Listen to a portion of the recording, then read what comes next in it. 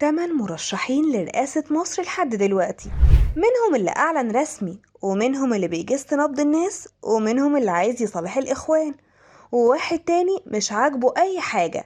كل دول هينزلوا قدام الرئيس السيسي في الانتخابات الرئاسية القادمة على مقعد رئيس الجمهورية. الانتخابات قربت وكل مرشح بيحشد أكبر قدر من الداعمين ليه، وبيعلنوا عن برامجهم الانتخابية، ومنهم اللي عايز يقنن الحشيش في مصر، ومنهم اللي بيدعم الألوان، وفيهم اللي عايز يسلم مفتاح مصر للغرب وهيسقط ديون مصر كلها مجرد ما يمسك، ده على حسب كلامه، كأن الديون دي ورق وهيتقطع، وبيدعموا في إسرائيل. أولهم عبد الوهاب حسن، واحد عايش حياته بره وبيستقطب الشباب بإنه بيقول إنه هيدعم ويقنن الحشيش في مصر.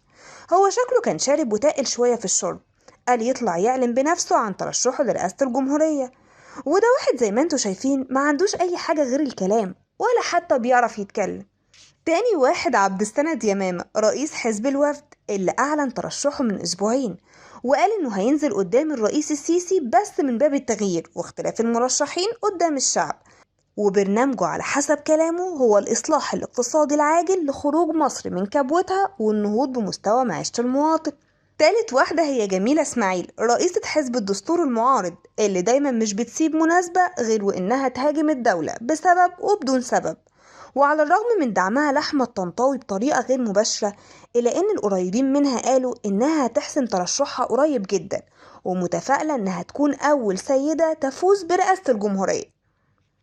رابع واحد هو أحمد الطنطاوي، النائب السابق اللي أعلن رسميا ترشحه من فترة كبيرة، وده شخص معروف لكل الناس واحتكاكه بالشعب في الفترة الأخيرة، وتصريحاته بمصالحة الجماعة المحظورة المخربة لمصر جماعة الإخوان خلته يفقد ناس كتير من مؤيديه في الشارع، وبقوا ضده بسبب التلميح لكده. خامس واحد هو دكتور التجميل بتاع النفخ والشد عماد سعد الله، اللي عايش طول حياته بره مصر في عيشة رفاهية، وبيتكلم عن المواطن الغلبان اللي عمره ما حس بيه نهائي، وعايز يغير علم مصر وبتدعمه إسرائيل.